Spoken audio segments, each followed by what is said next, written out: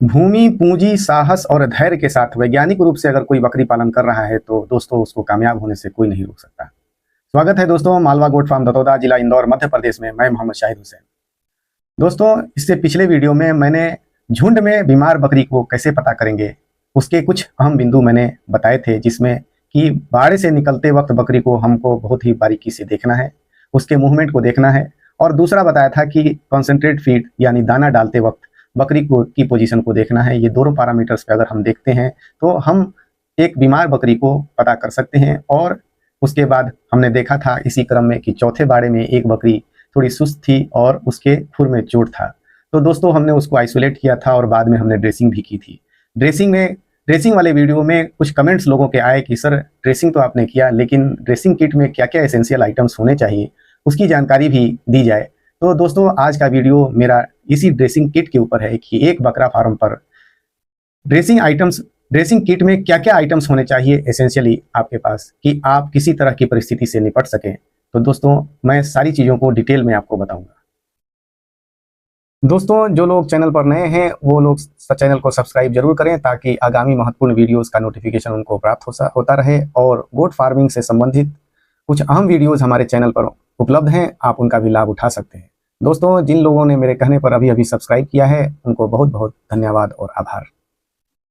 दोस्तों first aid यानी चिकित्सक के आने से पहले, डॉक्टर के आने से पहले दी गई जो चिकित्सा होती है उसी को फर्स्ट एड कहा जाता है, प्राथमिक चिकित्सा कहा जाता है। दोस्तों जिस तरह से इंसान के अंदर भारत सरकार ने गोल्डन आवर का डिक्लेरेशन किया है कि अगर उस वक्त में उतने समय में अगर उसको फर्स्ट एड मिल जाए तो उसकी जान बचाई जा सकती है, उसी तरह बकरियों में भी अगर आपके पास फर्स्ट एड की फैसिलिटी अवेलेबल है तो बहुत कुछ आपके कंट्रोल में होता है। दोस्तों एक प्रवर्ब हम लोगों ने पढ़ा था कि स्टिच इन टाइम सेव्स 9। कहने का मतलब ये है कि आप छोटा सा फर्स्ट एड आपको बड़े से बड़ी बीमारी होने से बचा लेता है।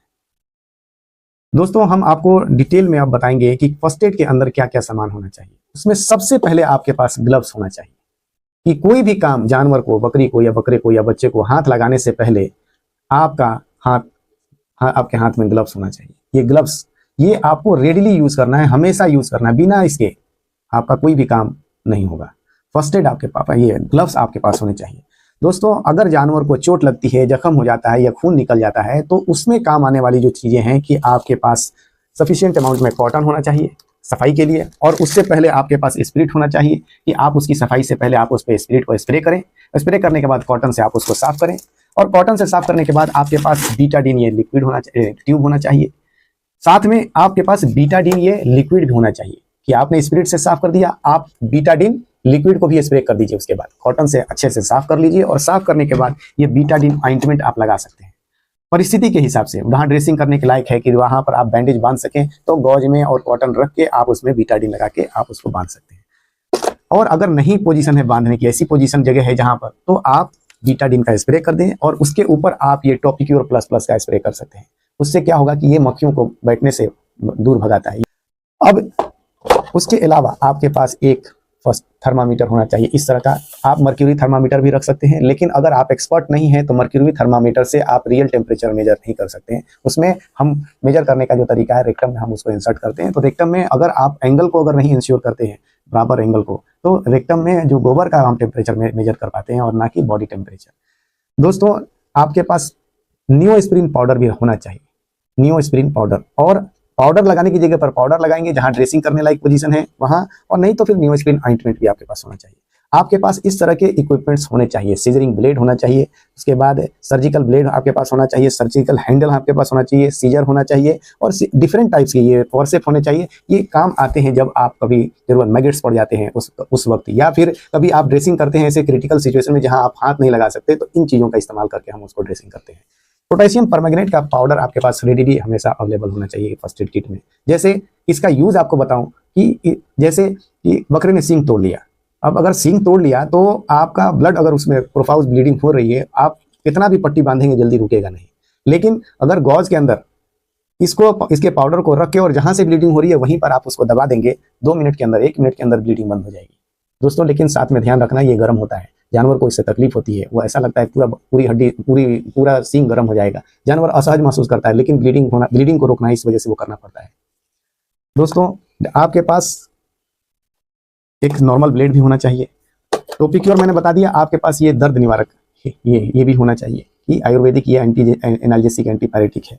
साथ में आपके पास मेडिसिन में जो कभी भी कोई चोट लग गया तो आपके पास एविलिन होना चाहिए, सिरिंज होना चाहिए, सिरिंज के साथ साथ नीडल होना चाहिए, और नीडल में जो नीडल्स होंगी वो उसका जो गॉज होगा वो 20 जो नंबर होता है वो उस नंबर की नीडल को हम इस्तेमाल करते हैं। जनरली 20 नंबर और 18 नंबर को ही हम लोग इस्तेमाल करते हैं।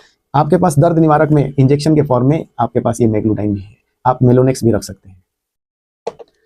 दोस्तों, जो घाव है, घाव की ग्रेविटी को देखने के हिसाब से आपके पास इस तरह के बिल्कुल ड्रेसिंग बैंडेज होने चाहिए। सफिशिएंट अमाउंट में कॉटन आपके पास है। आपके पास ये होना चाहिए, जो कपड़े वाला जो टेप आता है वो होना चाहिए। कपड़े वाले टेप के साथ साथ आपके पास ये कागज वाला भी टेप होना चाहिए। परिस्थिति के हिसाब से, जब ये जरूरत के हिसाब से हम इस्तेमाल करते हैं। उसके बाद इस तरह का ये ड्रेसिंग पैड भी होना चाहिए आपके पास। ड्रेसिंग पैड होगा, बीटाडीन की जगह पे बीटाडीन के साथ साथ आयोडीन, टिंचर आयोडीन भी होता है, जैसे खुर वगैरह में हम लोग लगाते हैं इसको। छोटे छोटे गॉज आपके पास होना चाहिए। कभी कभी हम लोगों को जरूरत पड़ती है ये कि हाइजीनिक चीज को, जहाँ कोई पॉइंटेड चीज है उसको निकालने के लिए आप हाथ नहीं लगा सकते, तो कोई एक ऐसी हाइजीनिक लकड़ी हो, बांस की लकड़ी भी होती है, किसी भी चीज को आप इस्तेमाल कर सकते हैं। अब इसके बाद दोस्तों, आगामी महीनों में ट्रेनिंग का प्रोग्राम मैं शुरू करने जा रहा हूं, जिसकी सूचना आपको वीडियो के माध्यम से दी जाएगी। लेकिन जो लोग इच्छुक हैं वो अपना नाम और आप किस जगह से हैं वो मेरे दिए हुए नंबर पर, स्क्रीन पर दिए हुए नंबर पर आप मैसेज कर सकते हैं, जिससे किसी भी परिस्थिति में उनका नाम न छूटे, उनको अपने व्हाट्सएप के माध्यम से उनको सूचना दी जाएगी। दोस्तों, आपके पास एक हैंड सैनिटाइजर होना चाहिए। जैसे ही आप फार्म से आप बाहर की तरफ आते हैं तो आपको हैंड सैनिटाइज करना है। कोई भी हैंड सैनिटाइजर हो, बढ़िया क्वालिटी का हैंड सैनिटाइजर होना चाहिए।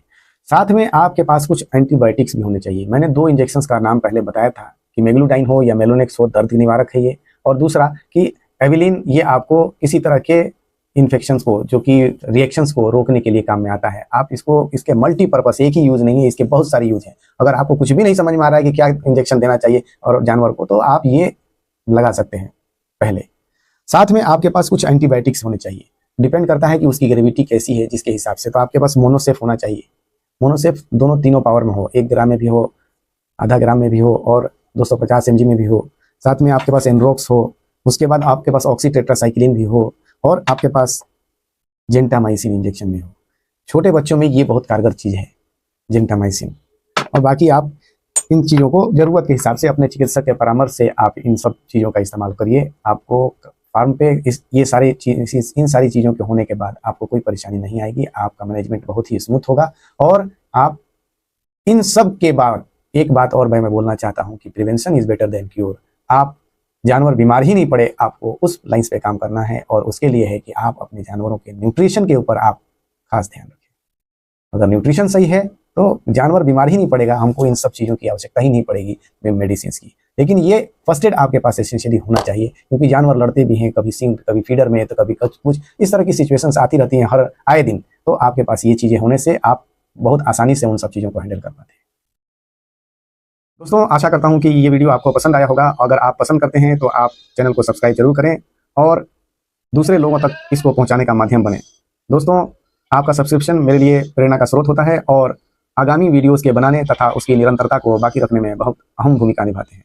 मिलते हैं अगले वीडियो में, तब तक आज्ञा दीजिए। धन्यवाद।